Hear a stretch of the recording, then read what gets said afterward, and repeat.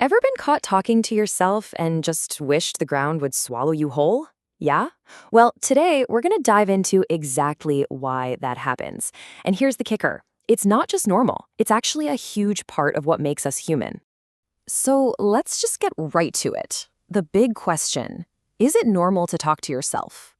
I mean, if you've ever felt that sudden wave of embarrassment when someone catches you muttering to your reflection, trust me, you are not alone.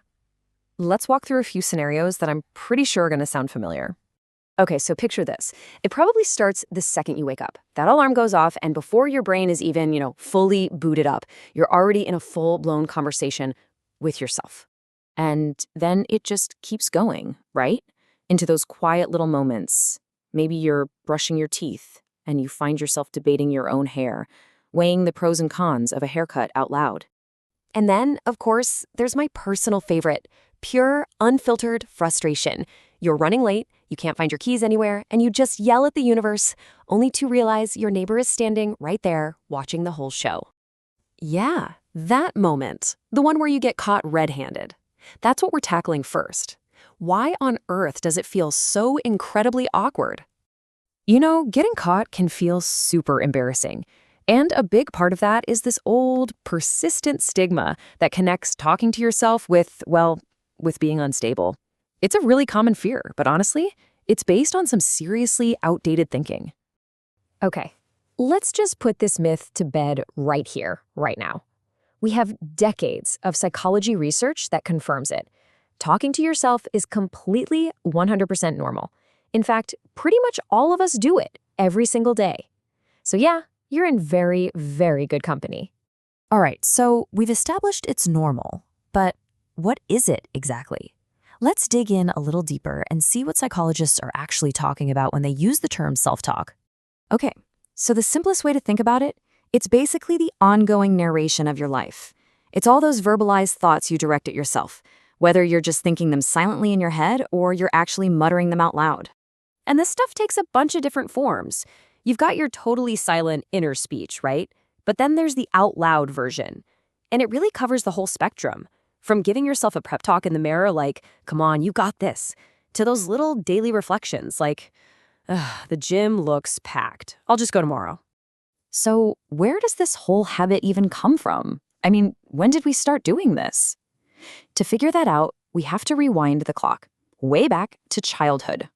So way back in the 1930s, this amazing psychologist, Lev Vygotsky, came up with a really brilliant theory. He noticed that kids talk to themselves out loud all the time when they play, and he figured out it's actually a super important part of their development. What they're doing is they're kind of practicing. They're repeating conversations they've heard from adults to learn how to handle their own feelings and actions. And then, as we grow up, that out loud talking doesn't just vanish, it moves inside. It becomes our own private inner dialogue. Okay, but here's where it gets really interesting. Just because self-talk is normal, that doesn't automatically mean it's helpful. That voice in your head, it can be your biggest cheerleader, or it can be your absolute harshest critic.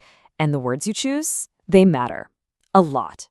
And you can see that divide right here. On one hand, you have positive self-talk.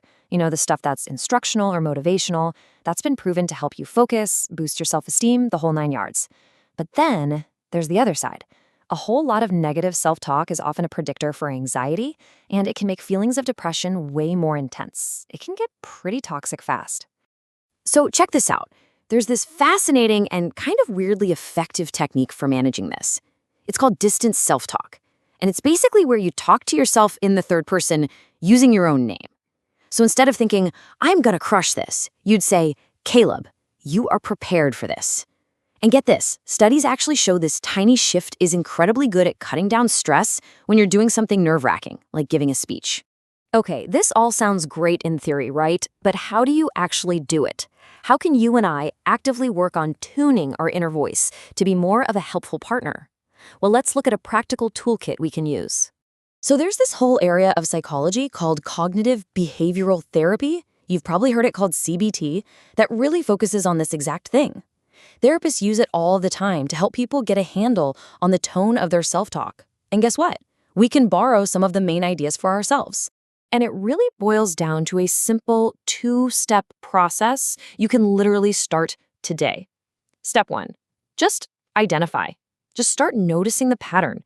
Become aware of when you're spiraling into those negative thought loops. And step 2, replace. Actively work on swapping out those negative thoughts with something more neutral, or even better, something more compassionate. Now, look, this isn't some magic wand, but if you stick with it, this practice can genuinely start to rewire the way you talk to yourself. So, the next time you catch yourself having a little chat with you, just remember to be kind. It's not just random noise rattling around in your skull. That inner voice is a partner. It's a partner you're going to be talking to for a long, long time. So the real question is, what kind of relationship do you want that to be?